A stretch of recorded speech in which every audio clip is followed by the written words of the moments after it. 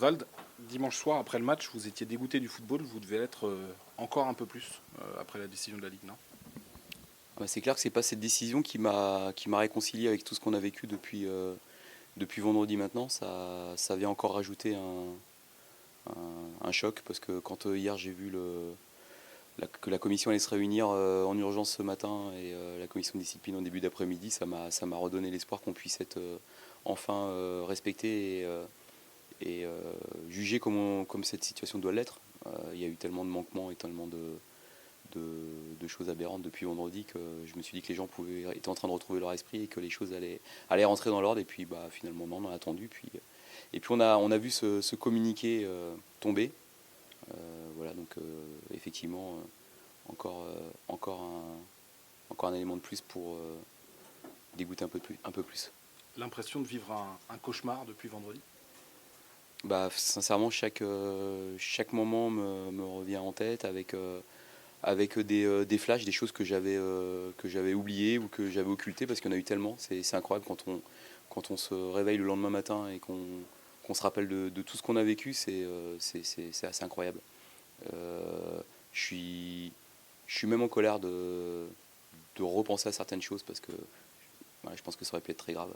Et de pouvoir nous avoir renvoyés là-bas, voilà, que ces gens-là qui prennent les décisions se déplacent. On a été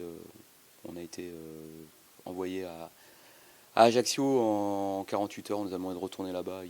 C'était n'importe quoi. C'était n'importe quoi. La bonne nouvelle, c'est que les organismes de la saison prochaine, si vous faites exclure, vous pourrez retourner sur le terrain. Bah ouais, ouais, non, mais complètement. C'est une bonne nouvelle pour tous les entraîneurs de tous les niveaux, parce qu'on est quand même dans le foot professionnel, mais que nos confrères de foot en amateur en profitent.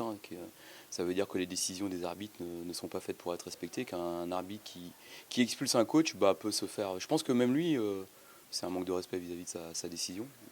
Le coach, il répond à la presse caméra devant la France entière et il donne ses consignes devant la France entière. Et puis voilà, on se rend compte que finalement, c'est pas très grave. Donc je pose la question, pourquoi pas non plus laisser les expulser sur le terrain. Ouais, je vois qu'il y a un joueur qui a été suspendu à titre conservatoire depuis. Pourquoi un?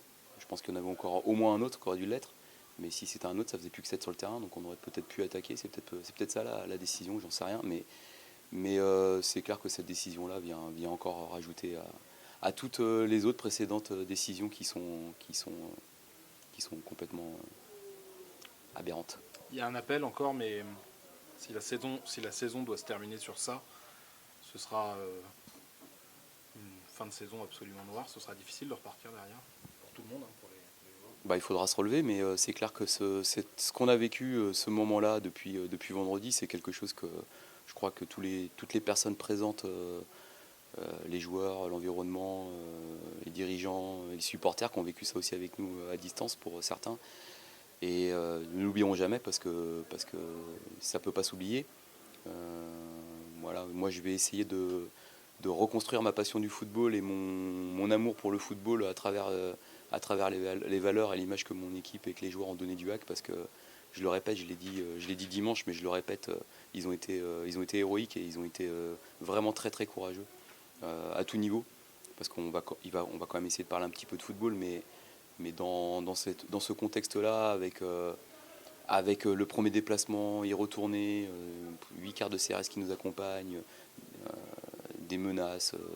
Les 5 dernières minutes, il faut savoir que le quatrième arbitre ne m'a parlé que de notre sortie et comment on va faire, et courir au milieu, et on va tous y aller ensemble, on va prendre des coups, et le délégué est à côté, et non, il faut qu'ils aillent au couloir. Non mais c'était incroyable de vivre les 5 dernières minutes du temps additionnel dans ces conditions-là. J'ai pas vu un seul joueur du HAC se défausser, j'ai pas eu un seul joueur du HAC marquer et montrer de la peur. La mission qu'ils avaient, c'était de se qualifier, et ils l'ont gardé en tête jusqu'au bout, avec vraiment beaucoup de courage, parce qu'il en fallait, sincèrement il en fallait.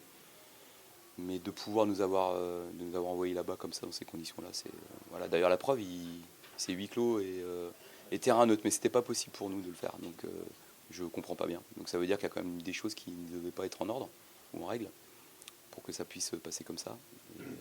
Donc play-off, c'est bien, on fait une belle saison, On est tous contents de pouvoir y participer. Il y a des règles sportives qui sont édictées en début de saison. Le 5e va chez le 4e, le vainqueur de ce match va chez le 3e. Et puis finalement, ils mettent en place un produit, parce qu'on appelle ça un produit maintenant, je crois, les termes marketés du football, c'est un produit pour les télévisions. Et puis finalement, demain, le match de barrage va se jouer donc, dans un stade vide.